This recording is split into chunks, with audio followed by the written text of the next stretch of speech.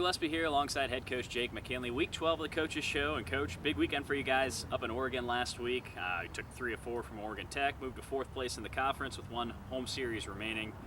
You outscored them 49-21 in those 4 games, hit nearly 400 as a team. What were your takeaways from the weekend?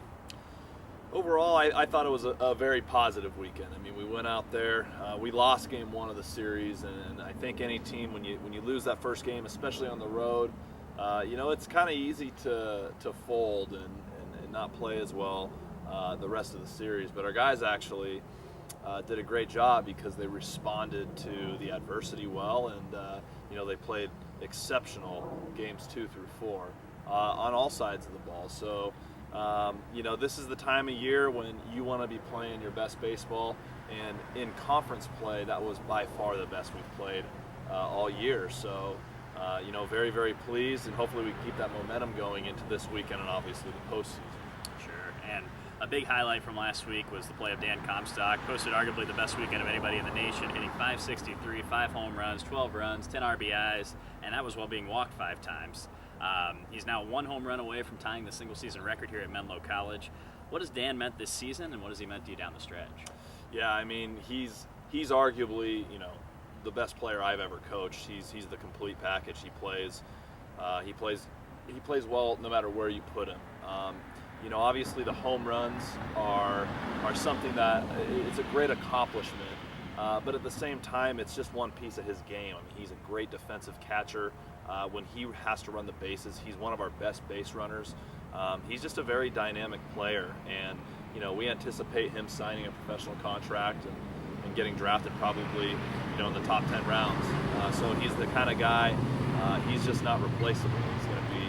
He'll be definitely missed if he chooses to sign. But to the team this year and the program since I've been here, he's as good of a player and as good of a teammate as any coach could ever ask for. And then kind of jumping a little bit back into the defense last week, you played one of the cleanest series of the year, committing just 2 errors over those 4 games. You seem to continually improve defensively, and it seems to be peaking at the right time. Yeah, absolutely, and that's one of the things that's kind of been our Achilles heel, early in the year, and then obviously when we first started conference play, we're making some defensive mistakes that potentially, had cost us some games. So we sort of targeted the defensive play more in practice, and we've spent more time and just relentless in terms of the amount of reps we've taken on defense. And I think we've seen a translation, and oddly enough, the place we played last week at Oregon Tech is a field that tends to yield a lot of errors. It's got some tricky hops, and our guys did a great job of taking care of the ball. And any time we did make a mistake on defense, we didn't compound it. We didn't try to make a throw that we shouldn't make. We just played good, clean baseball, and I certainly attribute that, maybe more than anything, to why we were able to go up there and have so much success on the road. And then jumping into this weekend, a big weekend here, home series, final regular season series of the year against the College of Idaho.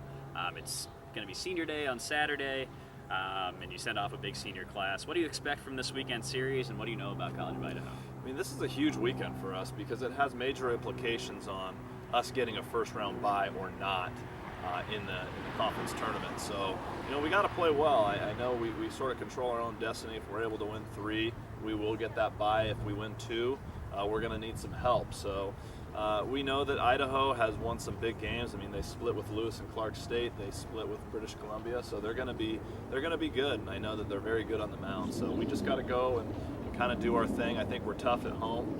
And, obviously it being senior day, it's going to be a great opportunity, for our guys in their last home game to do something special. I know Ryan Coonan is going to play all 9 positions on senior day, which is kind of unique because he's a left-handed thrower.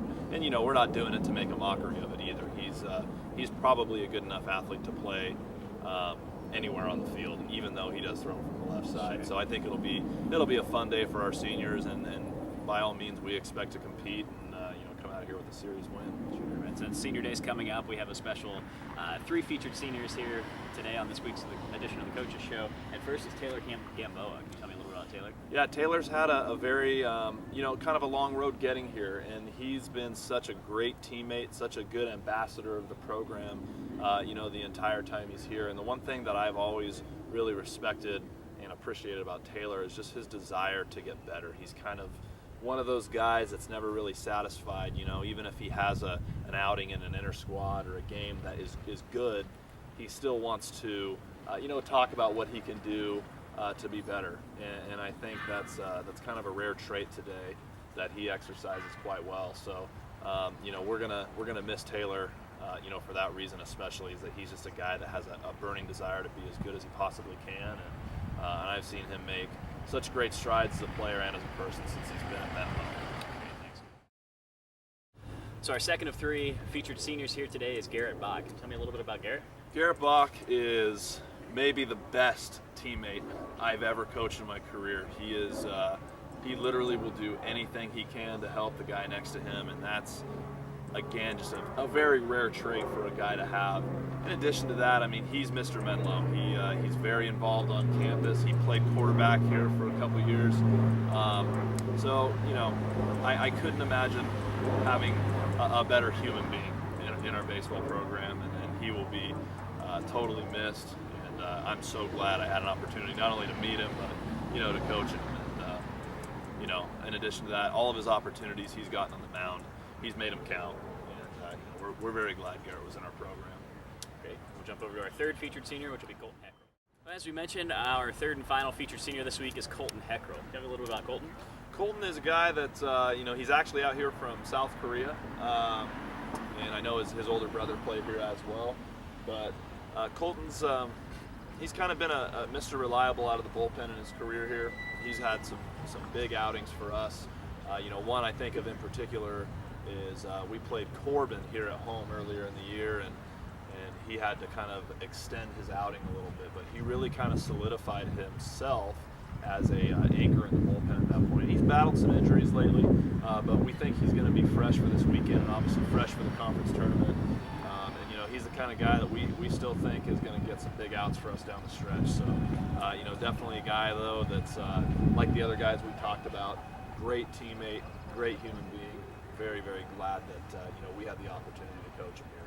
Okay, thanks a lot, Coach. This weekend's series, 2 games on Friday starting at noon, and then they'll conclude the home schedule on Saturday at 11 a.m. Senior Day will take place in between the 2 games, so make sure you come out, support the Oaks, and send the seniors off in style. Thanks a lot.